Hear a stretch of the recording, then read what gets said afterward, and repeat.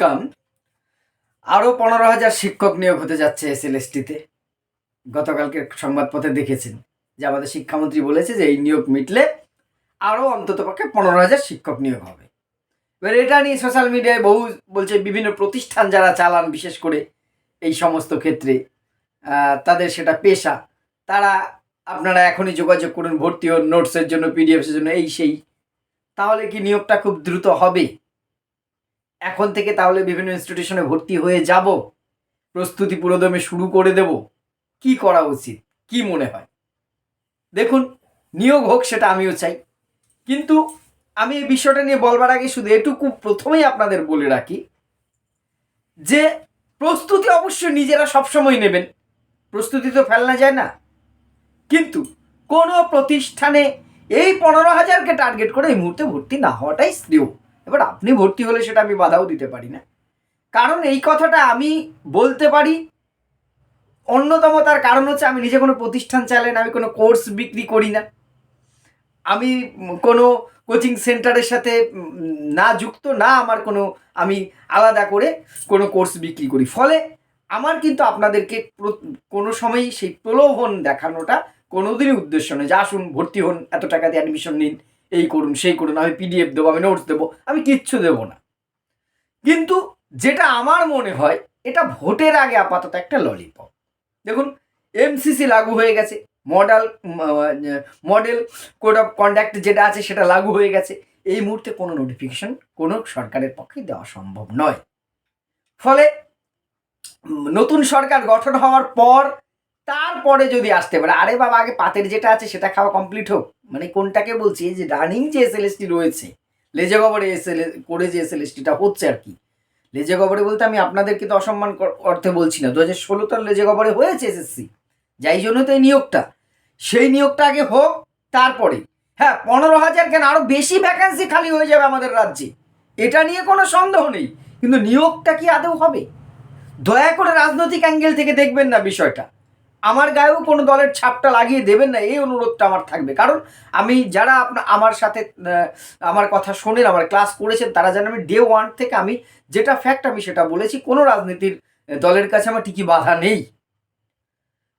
কিন্তু এই ভোটের আগে এগুলো গিমিক ছাড়া কিছু নয়। হতে পারে ভোটের পরে, নাও হতে পারে ভোটের পরে। সেই 2012 পরে একটা এসএসসি হয়েছিল 2016, তাও ক্যান্সেল হয়ে গেছে, একবার ভাবুন। তারপরে হঠাৎ এই এসএসসির সাথে সাথে আরও একটা নিয়োগ চলে আসবে, আমি অন্তত সেটা বিশ্বাস করতে এত সহজে রাজি নই। হতেই পারে, কিন্তু সময় লাগবে। এবার আপনি হতে পারেন যে স্যার আপনি নিরাশ করছেন শিক্ষক হয়ে ছাত্রদের, না, আমি প্রথমেই সেটা বলেছি, প্রস্তুতি নেবেন, নিজের বিষয় তো, এসএলএসটি মানে তো নিজের বিষয়, নিজের বিষয় পড়ুন, বহু বই আছে, বহু সোর্স আছে, ইউটিউবে বহু টিচাররা পড়াচ্ছেন, ভালো ভালো টিচাররা ফ্রি অফ কস্টে পড়াচ্ছেন, সেখান থেকে নিন, পড়ুন, জানুন, জানার শেষ নেই, প্রস্তুত এইভাবে হন। এই মানে কাট আউটটা দেখিয়ে, এই নিউজটাকে দিয়ে অনেক কোচিং সেন্টার কিন্তু ব্যবসার ফাঁদ ফেলবে। দেখুন, তাদের সেটা ব্যবসা, তারা চুরি করছে না, তারা ব্যবসা করছে, আমি তাদেরকে অসম্মান করছি না, তারা সৎ পথেই কাজ করছেন, তারা শিক্ষা দিচ্ছে, এখন সব কিছুই বিক্রি হচ্ছে, শিক্ষাটাও এখন প্রোডাক্ট হয়ে গেছে সব জায়গাতেই, তারাও সততার সাথে সেটা কাজ করছে, আমি তাদের অন্যায় অপরাধ দেখছি না।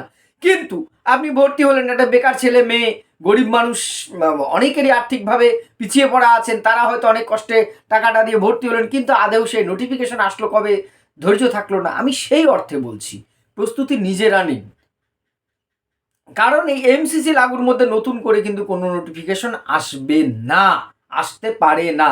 যা আসবে এই অনগোয়িং প্রসেস নিয়ে আসতে পারে, ডিলে হতে পারে, 11-12 ওই যে আপনার কাউন্সেলিং 11-12 ইন্টারভিউ আছে, ভেরিফিকেশন, সেগুলো আরও একটু এগিয়ে পিছিয়ে যেতে পারে, এগুলো সম্ভাবনা নেই, পিছিয়ে আরও যেতেই পারে, কারণ ভোটের ট্রেনিং শিডিউল এগুলোর সাথে অনেক কিছু নির্ভর করবে, সেটা আপনারা বুঝতেই পারছেন।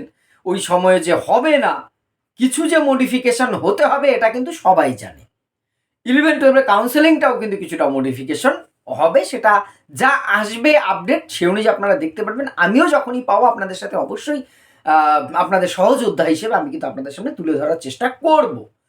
এরপরে যেগুলো আসতে পারে, আপার প্রাইমারি আসতে পারে, এমএসসি মাদ্রাসা সার্ভিস আসতে পারে, স্কুল সার্ভিস আসতে পারে, কিন্তু সবই কিন্তু আসতে পারে। ওইভাবে বলা যাচ্ছে না যে অমুক মাসে নোটিফিকেশন আসবে, তমুক দিন নোটিফিকেশন আসবে। অনেকে আপনারা আমাকে আপার প্রাইমারি ক্লাস করতে শুরু করতে বলছেন। আমি দু একদিন ক্লাস করেওছি, আপনাদের যথেষ্ট রেসপন্স পেয়েছি। আমি যেহেতু আপনাদেরকে আশ্বস্ত করেছি, আমার যেহেতু সাবজেক্ট এডুকেশন, আমি এডুকেশনের ছাত্র, আমি চাইল্ড সাইকোলজির টপিকটা আপনাদের সাথে অবশ্যই যতটা সম্ভব করব। কিন্তু যেহেতু এই মুহূর্তে কোনো নোটিফিকেশন নেই, দেখবেন ওই যত দিনের নোটিফিকেশন আসছে বা একটা কিছু শুরু হচ্ছে, তখন অবধি কিন্তু প্রস্তুতিটা ঠিকঠাক হয় না। আমি এই জন্যে আপাতত বিষয়টা শুরু করছি না। আমি সব ক্লাসগুলোর জন্য আমি অন্তত ব্যক্তিগতভাবে যথেষ্ট প্রস্তুত রয়েছি আমার সাধ্য অনুযায়ী, কিন্তু কিছুদিন পরেই শুরু করছি। আপনারা অনেকেই রিকোয়েস্ট করছেন, আপনাদের রিকোয়েস্টকে আমার প্রতি বিশ্বাস রাখার জন্য আমি কৃতজ্ঞতা প্রকাশ করছি আপনাদের কাছে। আমি নিশ্চয়ই আপনাদেরকে আমার সাধ্য অনুযায়ী চেষ্টা করব, চাইল্ড সাইকোলজি এবং সিডিপির যে পার্টটা আছে সেটা আপনাদের সাথে অবশ্যই চেষ্টা করব। অবশ্যই আমি কোনো ওই রকমভাবে বলবো না যে আমার এখানে ভর্তি হলে তবেই আপনি পাবেন, তা না। আমি যেমন এই রকম ওপেন ক্লাস দিই, এসএলএসটির ক্ষেত্রে যেটা আমি করেছি, সিলেবাস ধরে ধরে টপিক ধরে ধরেই চেষ্টা করব। আবারও এটুকুই শুধু আপনাদের আমার আজকে সতর্ক করার ছিল, 15,000 নিয়োগ হোক না, 15,000 কেন, আরও বেশি নিয়োগ হতে পারে এবং হওয়া উচিত। শিক্ষকের বহু ঘাটতি আছে।